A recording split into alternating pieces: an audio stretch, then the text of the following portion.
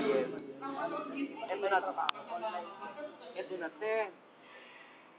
Nakainom na kami si Mariel. Wala, di ba? Andun nakipag-inuman kila Eric daw. Ewan ko lang ako, totoo ako nakipinuman sa kila Eric. Oo. Yun ang tanong, talak niya. Palibasa, hindi naman kilala ng OMS ng mga paktol. Stress. Kasi nasabi ka sa nakay lang. Tapos yun na. Si hindi, bago ngayon. Super nakanomo na, di ba? Super nomo na. Nalasing na, te. Aalis si Maria kasi ano talaga siya, te. Talak talaga siyang balak, te. Walang pinasasabi niya kay Maria. Ganyan, sana palayasin mo na lang ako. Mas maganda pa yung alam ko na papalayasin mo kaysa naman ganyan ang ugali mo sa akin, sabi ng OM. Kung ayaw mo na sa akin, palayasin mo na ako, ganyan. Kontrabida naman kasi si Jubel. Talak ng talak. Alam mo, gago ka kasi. Matagal ka na panapalayas. Sabihan ka na nga na bukas ang gate, ang laki-laki ng gate ni Mariel. Ba't ayaw mo pang lumabas? Antayo ka talaga palalayasin ka, ang kapal mo kami yung beer. Aalis si Mariel. Ganun si Mariel, dito, inabakan si Mariel. Sinuntok dito. Ay, kitang-kita ko na pagpakit ko, te.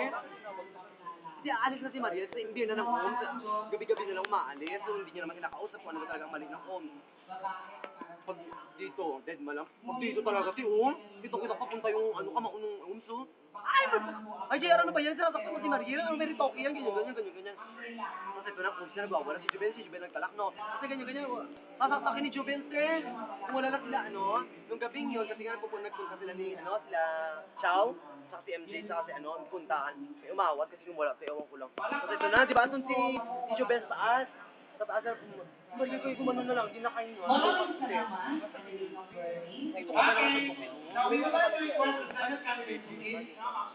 Tapos yun na. Ayaw paawat eh. Pag ganun niya hindi siya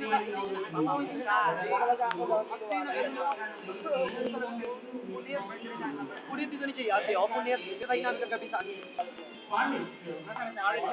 Inauwi na.